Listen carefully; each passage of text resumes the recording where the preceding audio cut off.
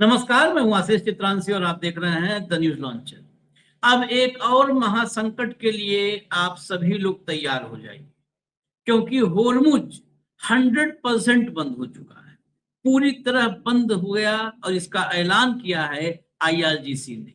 अब होर्मुज से किसी भी तरह का कोई कमर्शियल शिप बाहर नहीं जा सकता है, वहां से नहीं निकल सकता है। ये नौबत आई है इजराइल और अमेरिका, इन दोनों की आतताई आदतों से। ट्रंप और नेतन्याहू की ये जोड़ी, जो युद्ध अपराधी भी हैं और सनकी भी हैं। वो ट्रंप जो अमेरिका में ऑल टाइम हाई, मतलब सबसे ऊपर है महंगाई, और आज उसका बयान है कि मुझे महंगाई पसंद है। तो उसे पसंद है, लेकिन भारत जैसा देश, 143 करोड़ का देश, जिसमें 81 करोड़ लोग 5 किलो राशन के मोहताज हैं, वो नहीं पसंद कर सकता। उसका प्रधानमंत्री भले ही वाचाल रहे खाली चुनावी रैलियों में और ट्रंप और अमेरिका के मामले में मुंह बंद कर ले, लेकिन इस देश के 143 करोड़ लोग क्या अब भी खामोश रहेंगे? ये बड़ा सवाल है। और ये पूरी खबर मिडिल ईस्ट को लेकर के है। मिडिल ईस्ट में जो बीती रात थी, मतलब ये आज की रात से पिछली रात, कल वाली रात, कल वाली रात में जो युद्ध और तबाही हुई थी, उसके बाद हमने कार्यक्रम में कहा भी था कि अगर ये एक ही दिन का एक्शन होकर के थम जाता है तब तो कोई बात नहीं है, लेकिन अगर ये कंटिन्यू होता है तो फिर बड़ा संकट आ जाएगा। और हुआ वही जो नहीं होना चाहिए था। पिछली रात और भी भयावह थी, जब ईरान ने, शुरुआत अमेरिका ने की। अमेरिका के तरफ से मैं दावा बता रहा हूं, 40 टॉम हॉक मिसाइलें दागने का दावा कर रहे हैं, 40 से 50 के बीच, मतलब कुछ जगहों पर 49 का भी आंकड़ा है कि 49 टॉम हॉक मिसाइल, जिनका स्टॉक पाइल अमेरिका के पास बहुत कम हो चुका है, लेकिन उसमें भी वो 50 टॉम हॉक अगर दाग दे रहे हैं तो फिर ईरानी रिटेलिएशन तो देखना पड़ेगा। और जब रिटेलिएशन हुआ तो जॉर्डन के बेस से धुआं उठने लगा। F-35, F-16, F-15, जो आईआरजीसी का दावा है, ये सभी लड़ाकू विमानों का जो ठिकाना था वो पूरी तरह नष्ट हो चुका है। और कई F-35, F-16, F-15 ये नष्ट करने का दावा आईआरजीसी कर रहा है। हालांकि कई अगर नष्ट हुए हैं तो अमेरिका के लिए ऑल टाइम में कहता हूं सबसे बड़ा झटका होगा।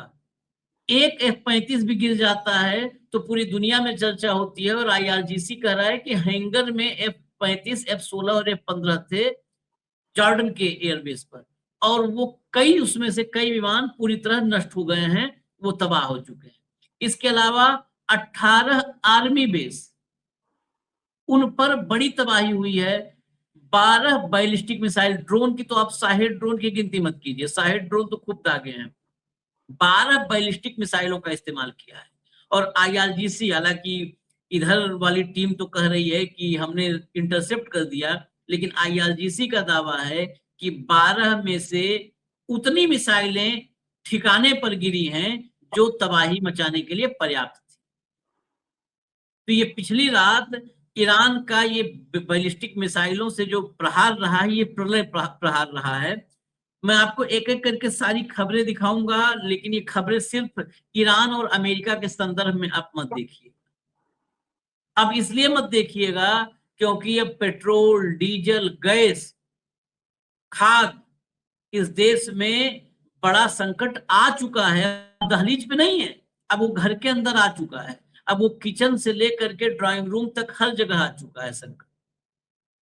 और ये संकट बढ़ा तो फर्क नरेंद्र मोदी को नहीं कोई पड़ने वाला है। नरेंद्र मोदी को आपने कल देखा होगा, जश्न जारी था, और देश देश में कई एक के बाद एक बुरी खबरें आ रही थी।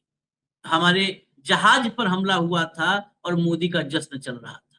तो आपको हेडलाइन दिखाएं, लेकिन भाव को पहले ले आइए, जोड़िए जरा भाव। स्वागत है भाव। भैया हेडलाइन लो, एक एक करके लाते जाइए। युद्ध की कगार पर पश्चिम एशिया, तेहरान सिरीक पर अमेरिकी हमला, जवाब में ईरान ने पूरी तरह बंद किया होर्मुज। तेहरान और सिरीक पे हमला किया था और उनका कहना था कि एक ऑयल रिफाइनरी पर भी हमला किया है, हालांकि ईरान ने बताया कि ऑयल रिफाइनरी पर कोई विस्फोट नहीं हुआ है। बहरीन, कुवैत, जॉर्डन और तेल टैंकर, अमेरिका के ताजा हमलों के बाद ईरान ने मचाई तबाही। आगे चलिए, ये वो चैनल लिख रहे हैं, मीडिया लिख रही है तबाही, जो ताऊ की तारीफ ही मतलब करने की कोशिश में रहते हैं। वो ताऊ को नाराज नहीं करना चाहते, उसके बावजूद वो ईरान की तबाही लिख रहे हैं कि ईरान ने तबाही मचाई। अमेरिकी ठिकानों पर ईरान के बड़े हमले, कुवैत ने बंद किया एयर स्पेस। आगे चलिए,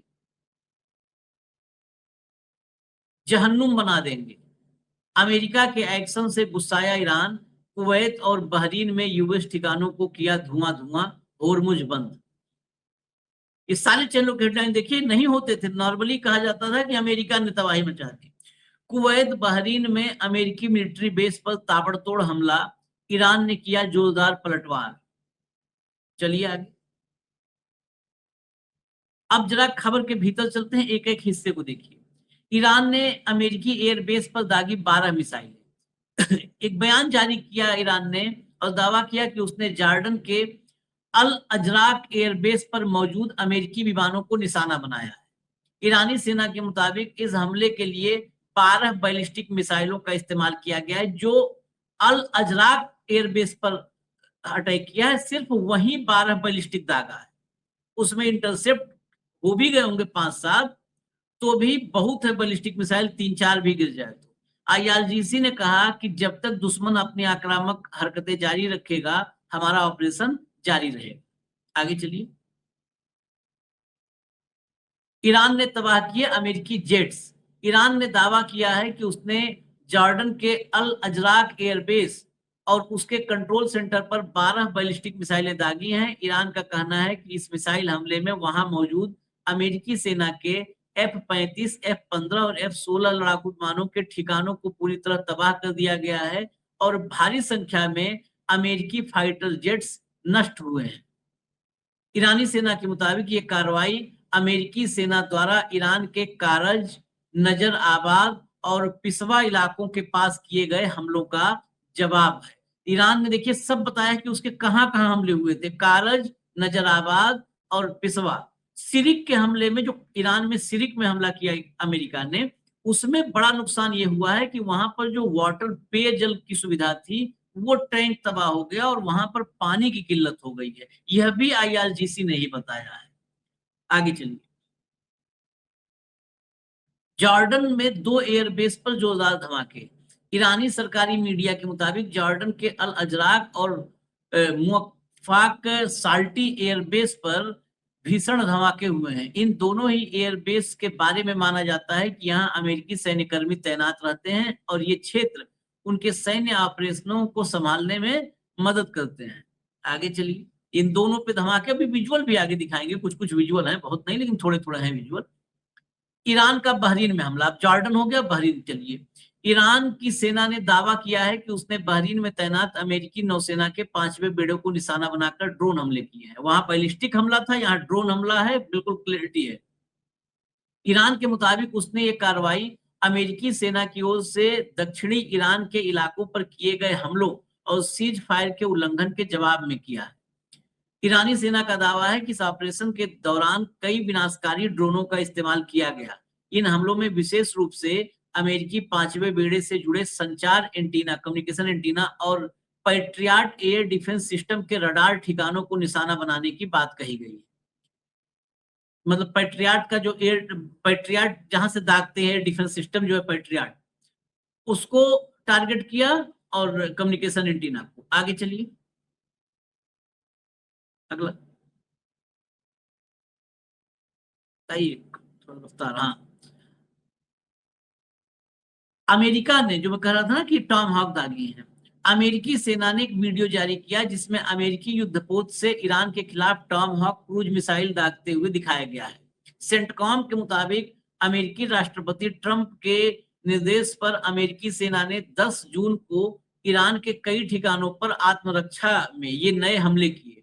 इस सैन्य कार्रवाई के दौरान अमेरिकी वायुसेना, नौसेना और मरीन कार्प्स ने मिलकर ईरान के सैन्य निगरानी तंत्र, कम्युनिकेशन सिस्टम और एयर डिफेंस साइट्स पर सटीक निशाना साधा। अमेरिकी सेना का कहना है कि ये हमले ईरान की तरफ से लगातार की जा रही उकसावे वाली हरकतों के जवाब में किए गए हैं, क्योंकि ईरानी ठिकाने क्षेत्र से गुजरने वाले अंतरराष्ट्रीय व्यापारिक जहाजों और अमेरिकी बलों के लिए बड़ा खतरा बन रहे थे। टॉमहॉक की संख्या भी मैंने बताया कि 49 कुछ जगहों पर मैंने देखा 49 की संख्या है। आगे चलिए जरा। बहरीन के गृह मंत्रालय ने बताया कि देश के कई इलाकों में सायरन बज रहे हैं, नागरिकों से सुरक्षित जगहों पर जाने की अपील की गई है।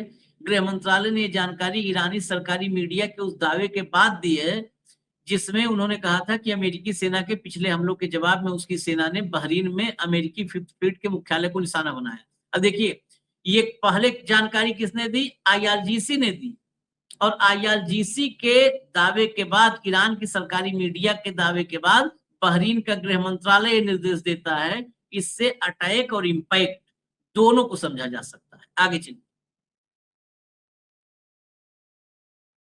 आईआरजीसी के एरो स्पेस फोर्स और नेवी ने 2 चरणों में ऑपरेशन चलाए और अल सलेम एयरबेस, अहमद अल जावेर एयरबेस और शेख ईसा एयरबेस पर मौजूद अमेरिका के 18 अहम सैन्य ठिकानों को निशाना बनाकर नष्ट कर दिया है। ये आईआरजीसी का तीन बेस पर 18 जो इस्टेब्लिशमेंट थे उनको टारगेट किया है। ये एक बेस पर कई इस्टेब्लिशमेंट ऐसे होते हैं, जैसे अभी पहले दिखाया था patriot air defence system, communication system.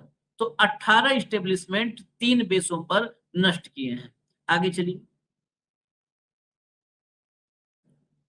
Hormuz से गुजर रहे 2 जहाज आपस में टकराए, आपस में नहीं टकराए, इन पर अटैक किया है ईरान ने। ईरानी मीडिया ने ईरान की आईआरजीसी की नेवी के हवाले से बताया कि ईरानी नेवी ने स्ट्रेट ऑफ होर्मुज से गुजरने की कोशिश कर रहे 2 जहाजों पर हमला किया है। आईआरजीसी ने यह जानकारी अमेरिकी हमलों के बाद रणनीतिक स्ट्रेट ऑफ होर्मुज को बंद करने की घोषणा के कुछ देर बाद दी है। आगे चलिए। ईरान ने बंद किया होर्मुज। अब ये पूरे का निचोड़ यहां पे आकर के रुकता है। अमेरिकी हमलों के जवाब में ईरान के आईआरजीसी ने स्ट्रेट ऑफ होर्मुज को फिर से बंद करने का ऐलान कर दिया है, जिसमें तेल टैंकर और वाणिज्यिक जहाज भी शामिल हैं। इसमें कहा गया है कि जो भी जहाज वहां से गुजरने की कोशिश करेगा उस पर गोली चला दी जाएगी। अब यहीं पर रोकिए जरा, यहीं पर ये सारे हम लोग निचोड़ यहाँ पाया। ये बाकी हमले अमेरिका और ईरान इनको म्यूचुअली जो है क्षति पहुंचाने वाले हैं, कि अमेरिका का ये तबाह हो गया, ईरान का ये तबाह हो गया। आप ये कर सकते हैं, इधर उधर दोनों 2 सूची बना के लिखते रहिए। लेकिन आखिरी जो उसका निष्कर्ष हुआ कि होर्मुज पूरी तरह बंद, 100% बंद हुआ है, जैसे एकदम युद्ध के पीक पे बंद हुआ था। 100% बंद होना ये अमेरिका और ईरान का म्यूचुअल नहीं है। इसमें हमारे जैसे देश सबसे बुरी तरह पिसेंगे। हमारे जैसे देश ही सबसे बुरी, भारत सबसे बुरी हालत में इसमें आएगा। भाऊ, भारत की इसमें सबसे बुरी गति दुर्गति होने जा रही है। भारत यहाँ क्या कर रहा है? कहीं पर भी डिप्लोमेटिक लेवल पर ईरान से बातचीत में हम क्यों अलग थलग पड़े हुए सिर्फ जश्न में डूबे हैं, नेहरू का रिकॉर्ड तोड़ने के जश्न में। हमारे यहाँ एक नरेंद्र मोदी जी की न्यू स्टाइल है, न्यू नहीं हो, गुजरात में भी यही करते आ रहे हैं। जो गुजरात से उनको जानते हैं उनके लिए जरा भी आश्चर्य नहीं है। जब देश में बहुत ज्यादा क्राइसिस हो तो देश को उत्सव में ले जाओ, सेलिब्रेशन में। 12 साल का सेलिब्रेशन, 12 साल में क्या किया, सेलिब्रेशन करने लायक क्या हुआ, ये मुझे बताइए। सरकारें स्थिर रही तो सरकारें कैसी स्थिर रही? आपने कैसे चुनाव करवाए, कैसे लोग तोड़े, कैसे राजनीतिक दल तोड़े। सीबीआई, ईडी, इनकम टैक्स ये नहीं होती तो ये सरकार बनती भी नहीं। कई राज्यों में सरकारें नहीं बनती। कर्जा 54 लाख से 200 लाख करोड़ पे चला गया। बेरोजगारी का आंकड़ा ऊपर चला गया। 2014 के पहले लोग खाना खा के सोते थे। 2014 के बाद 81 करोड़ लोग भूखे पेट सोते हैं रात को। बकौल प्रधानमंत्री बहुत सारी समस्याएं हैं। पेट्रोल की समस्या, स्टील की समस्या, और ये समस्याएं तब है आशीष, जब आपने बहुत सारी संवैधानिक संस्थाओं पर कब्जा कर लिया है। न्यायपालिका की तरफ से आपको सुरक्षा कवच है, आपको कई जगह से सुरक्षा कवच है, चुनाव आयोग आपके लिए काम करता है, ईडी सीबीआई इनकम टैक्स आपके टूल किट हो गए हैं। इसके बावजूद भी आपको डर है तो आप उत्सव में देश को लौटते हैं। और इसका सबसे बड़ा पाप जो है इस देश का, मतलब इस देश का इतिहास जब लिखा जाएगा इन 14 नरेंद्र मोदी के कार्यकाल का, तो सबसे बड़ा विलन, मोदी से भी बड़ा विलन मीडिया होगा। हाँ, क्योंकि जब जब, मैं बिल्कुल आपकी बात मानता हूं कि क्रांति इस देश में कभी नहीं हुई, क्रांति हुई ही नहीं, लेकिन जब जब कुछ परिवर्तन की बात हुई तो उसमें मीडिया सबसे बड़ा इंस्ट्रूमेंटल रहा। चाहे जयप्रकाश नारायण का आंदोलन हो, चाहे अन्ना का आंदोलन हो, मीडिया सबसे बड़ा टूल रहा। आज वो मीडिया चुप है। आज जो भीषण स्थिति है देश में, उसके बारे में कोई बात नहीं कर रहा है। किसानों की आय दुगनी हो गई।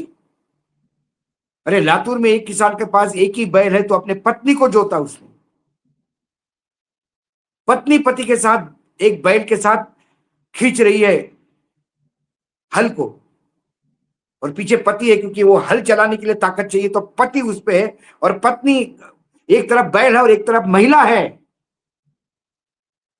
ये इस देश का किसान है, इसका उत्सव मना रहे थे कल। ये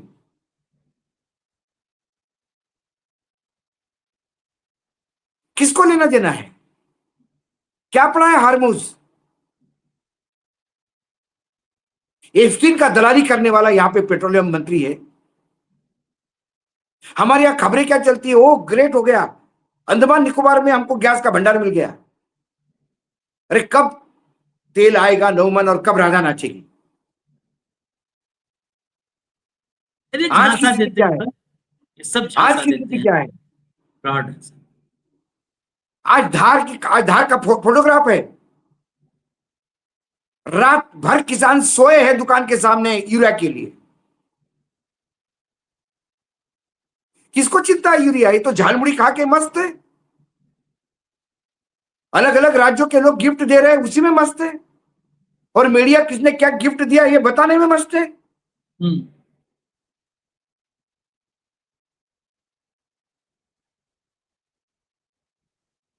बहुत बुरी स्थिति में हम कह रहे हैं कि हम दिवालिया होने के कागार पे हैं। भारत के जहाज पे अमेरिका हमला करता है और हम निषेध व्यक्त करते हैं।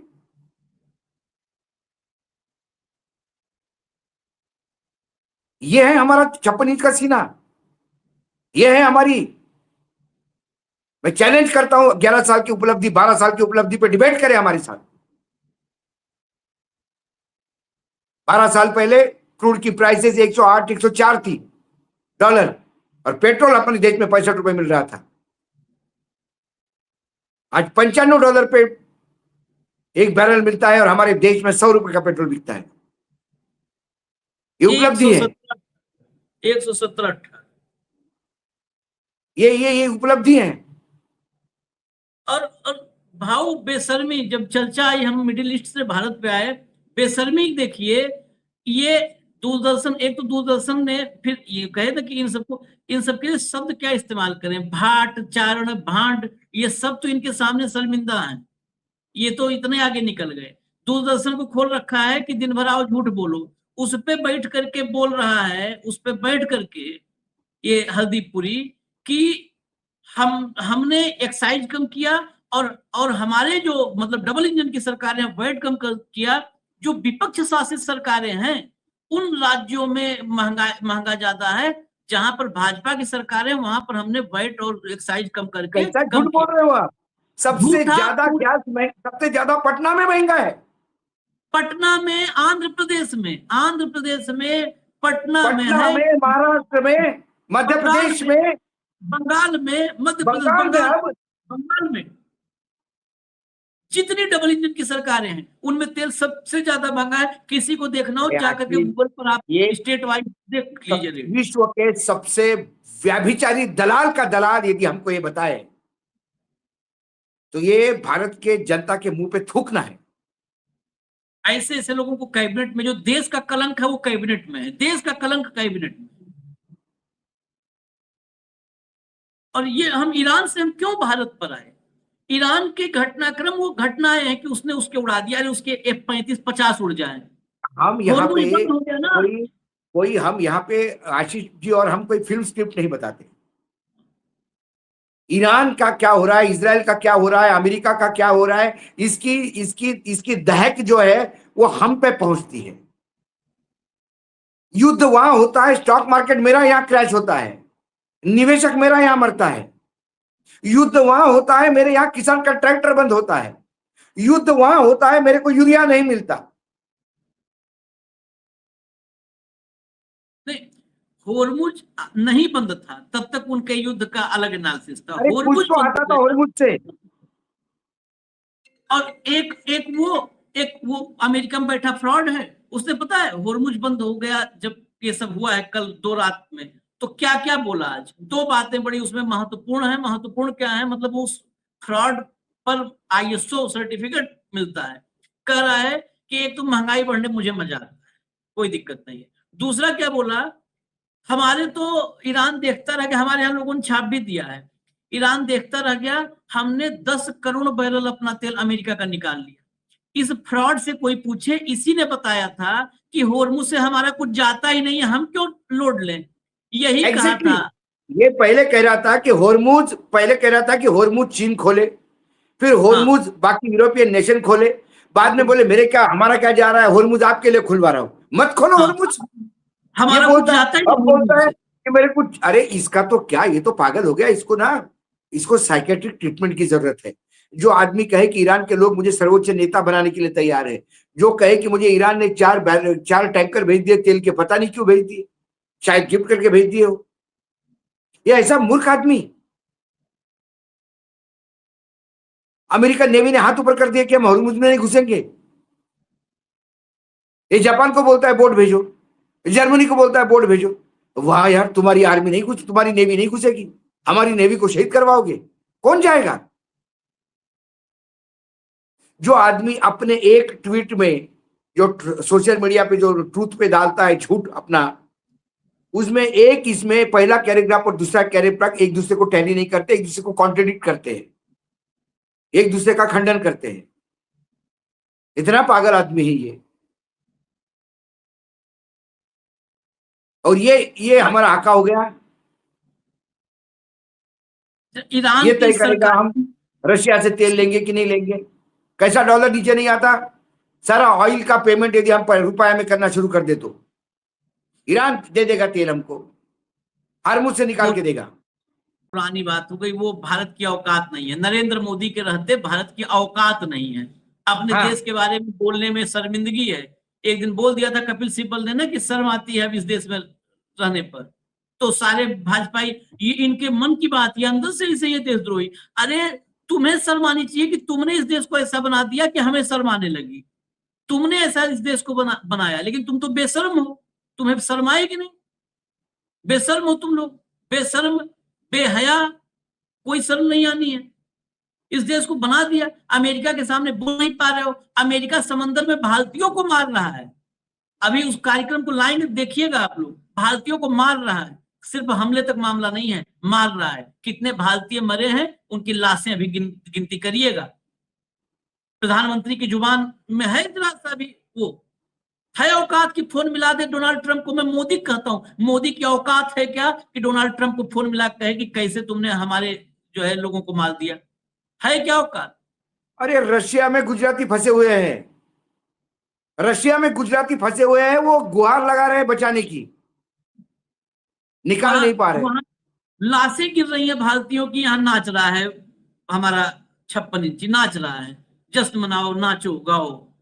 दिखाइए जरा ईरान की सरकारी मीडिया को दिखा करके फिर खत्म करते हैं फटाफट। दिखाइए जल्दी, ईरान की सरकारी मीडिया के हवाले से जो जो रिपोर्ट है वो भी दिखा दें। ईरान से सेंट्रल मिलिट्री हेडक्वार्टर का स्टेटमेंट है, from this hour the strait of Hormuz, जो हमने दिखाया था ना, वहां पर लोगों को लगेगा कि हो सकता है किसी ने लिख दिया हो, हमने दिखा दिया। ये IRIB का है, फ्रॉम दिस आवर। कब का है, टाइम भी देख लीजिए भैया, 4:17 आज सुबह 4:17 पे, from this hour the strait of Hormuz completely closed and any ship that tries to pass through it will be targeted. सुबह 4:17 पर उसने तत्काल प्रभाव से, उसने नहीं कहा कि एक हफ्ते बाद से बंद होगा, तत्काल प्रभाव से हॉर्मुज बंद, और एनी शिप, कोई जहाज निकलेगा तो उस टारगेट पे हो जाएगा ईरान के। आगे चलिए। Watch Iranian missiles evade US patriot defence system and strike a US F-35 airbase. US F-35 airbase को जरा विजुअल दिखाइए, लाइए भी विजुअल लाइए।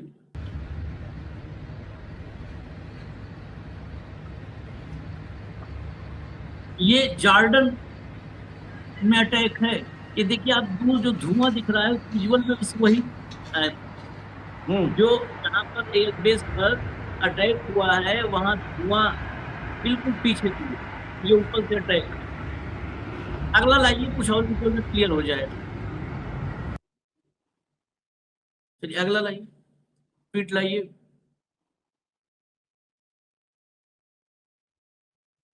columns of smoke rise from the US Al Salti airbase, जिसकी अभी हम बात के थे, Muwaffaq Al Salti airbase in Jordan after it was struck by a barrage of Iranian ballistic missiles. आगे चलिए, दिखाइए विजुअल।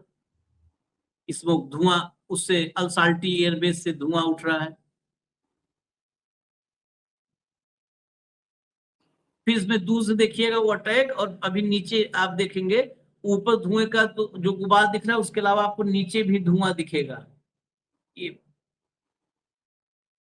इस विजुअल को पूरा चला दीजिएगा।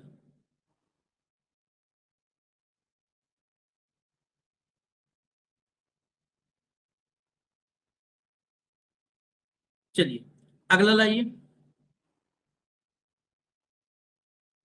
12 बैलिस्टिक मिसाइल प्रेस टीवी, सरकारी टेलीविजन जो वहां का है, 12 ballistic missile targeted facilities housing US F-35, F-15, F-16 fighter jets as well as key military installation at Al Araj Air Base and its control center, with reports of significant damage and destruction of aircrafts and infrastructure.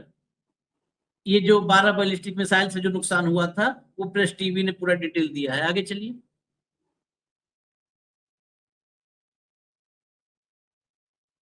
ये इसके साथ इन्होंने जो missile launch किए हैं, वो जैसा हमेशा ईरान मिसाइल लॉन्चिंग के पहले उस पर मैसेज लिख लिख करके मिसाइल लॉन्च करते हैं, वो वीडियो जारी किया। अगले ट्वीट पर आइए, अगले ट्वीट पर।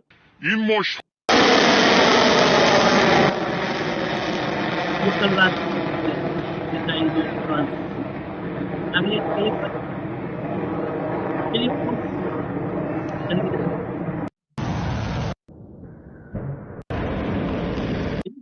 जल्दी गले पे आइए, बता दीजिए भाई। IRGC aerospace force commander brigadier general Majid Musavi, उनका स्टेटमेंट है। Do you think you can make the sacred strait of Hormuz unsafe? We will turn the entire region into hell for you. हम पूरे इलाके को नर्क में बदल देंगे तुम्हारे लिए। ये ब्रिगेडियर जनरल माजिद मुसावी ने किया है tweet. This is the response to US aggression in the region by the will of God. ये अल्लाह की इच्छा के मुताबिक US एग्रेशन का जवाब है। अब ट्वीट दिखा दीजिए। ट्वीट फारसी में है, अंग्रेजी में पहले हमने पढ़ दिया उस ट्वीट को। ये मुसावी का ट्वीट है। चलिए अब बस यहीं पे कार्यक्रम को रोक दीजिए। नर्क वो क्षेत्र बनेगा कि नहीं बनेगा, लेकिन उस क्षेत्र के चक्कर में दुनिया के कई क्षेत्र जरूर नर्क बनने की तरफ बढ़ रहे हैं। एक तो प्रॉब्लम ये है आशीष कि तेल की प्राइसेस बढ़ रही है। हम कहीं से भी तेल सोर्स आउट करेंगे, कीमतें तो बढ़ेगी। जितना दूर से करेगा लॉजिस्टिक बढ़ेगी, लर्निंग कॉस्ट बढ़ेगी। कहां से तेल लाते हैं? क्योंकि हमारे ज्यादातर रशिया ईरान से तेल लाते थे, तो हमारी रिफाइनरीज वैसे ट्यून्ड है। वहां का क्रूड उतना इतना आउटपुट नहीं देता। बहुत सारी प्रॉब्लम्स है। क्रूड की ग्रेडेशन का प्रॉब्लम है। इंडियन रूपी फिर डॉलर जाता है। डॉलर अब कहां से लाएंगे मुझे बताइए? निर्यात तो ठप सा है हमारा, और जो निर्यात हो रहा है वो आयात बेस्ड निर्यात है। यानी हम वहां से आते स्क्रू ड्राइवर टेक्नोलॉजी से असेंबल करते और भेजते। उदाहरण के तौर पे हम सोलर पैनल भेजते, लेकिन वेफर्स हम चाइना से लाते, यहाँ सोलर पैनल बनाते। 0 बटा सन्नाटा। और ये ये तो आदमी बस उसको उत्सव चाहिए। जरा भी किसी ने कहा कि भाई साहब हमारे घर में आदमी बीमार है, अरे उत्सव मनाओ, दवाई नहीं मिल रही है, उत्सव मनाओ। हमने 6 महीने पूरे किए। फर्जी आंकड़े देते हैं, इतने आंकड़े फर्जी है सारा कि फर्जी मतलब बेसिक समझ ही नहीं है। आता। फर्जी आंकड़े ही देंगे जब उन्हीं आंकड़ों पर जश्न मनाने के लिए देश की मीडिया जो आंकड़ों को वेरीफाई करने का जिनका काम है वही कहे वाह मोदी जी क्या आंकड़ा दिया आपने, वाह मोदी जी ताली बजाओ क्या आंकड़ा दे दिया आपने। वो वेरीफाई करने वाले ही नहीं सवाल कर रहे। हमने तो इनके मीडिया 12 का काम उपलब्धियां आप बताई है, सिर्फ 12 इंस्ट्रक्शन लेना रह गया उपलब्धियों है। मीडिया का काम इंस्ट्रक्शन लेना रह गया है। मोदी ने 12 उपलब्धियां बताई हैं 12 साल की, बीजेपी और सब जगह चल रहा है। उन 12 उपलब्धियों पर प्रधानमंत्री मोदी अपना सबसे काबिल आदमी जिसे समझते हो, छोड़े वो नहीं आएंगे, उनको पता है नहीं आएंगे, सबसे काबिल आदमी जो समझते हैं वो भेजते हैं। जन धन से लेकर के और उज्ज्वला तक उनके 12 साल 12 उपलब्धियों पर हम चर्चा करेंगे एक एक पर। वो उज्ज्वला जिसके नाम पर जेब काट लिए पूरे गरीबों का, वो जनधन जिसका 2,68,000 रुपए दबा करके बैंकों में बैठे हैं। 14,000 करोड़ रुपए ऐसे खातों में है जो नॉन फंक्शनल खाते हैं, निष्क्रिय खाते हैं। वो पैसा इस देश के सबसे गरीब आदमी का है, पैसा जो दबा के बैठे हो, सबसे गरीब आदमी का। जिसके पास होता तो हो सकता है उससे वो कुछ दवाई बीरो लाता, कुछ जो है एक बोरी खाद लेके आता। वो पैसा दबा के बैंकों में बैठ गए तुम। जनधन खाते के नाम पर गरीब से गरीब आदमी के बटुए में 50 रुपया था वो तक निकाल लिए। अरे उज्ज्वला में रिफिलिंग करने वाले लोग कितने हैं? ये आंकड़ा देते नहीं रिफिलिंग का। ये अब उज्ज्वला का रिफिलिंग आंकड़ा देंगे, रिफिलिंग का आंकड़ा नहीं देंगे। रिफिलिंग क्या चलिए, करवाएगा? मैं आशीष जी, मैं सर पे हाथ रख के बैठा था। 90% से ज्यादा लोगों के घर में ग्रामीण क्षेत्र में नल पहुंच गया भाई। पता नहीं, मैं चलिए जिनको फोन करता हूं वो 10% में मिलते हैं, जिनके यहाँ नहीं पहुंचा। जिस गांव में पूछूं वो 10% में ही है। इनका 10% 100% है, पता नहीं। मुंह से बोलना है, कोई टैक्स थोड़ा लग रहा है। अगर मुंह से बोलने पर टैक्स होता तो आज हम विश्वगुरु होते, अमेरिका से ज्यादा 30 ट्रिलियन की इकोनॉमी होती, अमेरिका से बड़ी इकोनॉमी होती। खाली नरेंद्र मोदी के मुंह पे इतना टैक्स लग चुका होता और इतना पैसा आ चुका होता। ये दिन भर तो मुंह से झूठ बोलना है, उस पर टैक्स लगा ही नहीं रहा कोई। इजाजत दीजिए। झूठ धन्यवाद बोलने भाऊ। की भी एक लिमिट है। झूठ बोलने की भी लिमिट है। ये बताने की जरूरत नहीं कि आपके पिताजी क्या हैं। उनने कहा कि 19 को आजादी की लड़ाई में मेरे पिताजी जेल में चले गए और उनकी मृत्यु हो गई।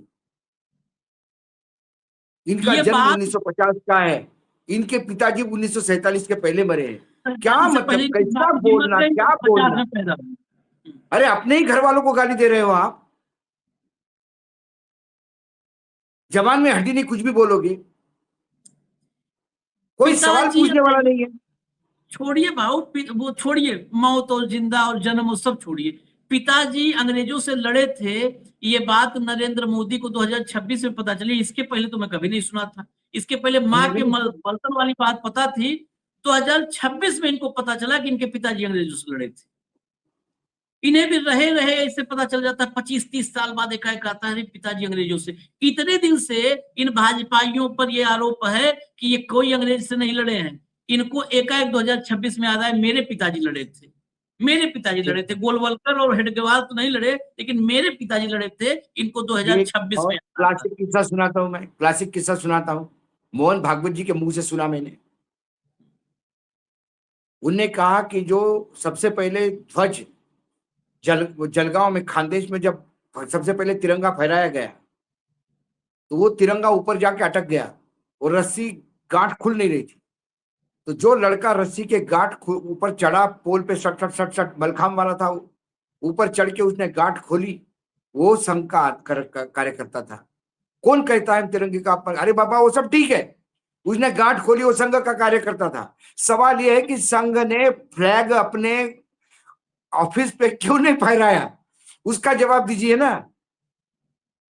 यदि मैं कहूं कि संघ ने भारत, तो बोले नहीं, पहला ध्वज बना था जिसका कपास जिस खेत से निकला था वो संघ वालों का खेत था, तो संघ वाले के खेत के कपास से कपड़ा बन के यदि फ्लैग बना तो हमारा कंट्रीब्यूशन है। अरे पागल हो गए हो क्या?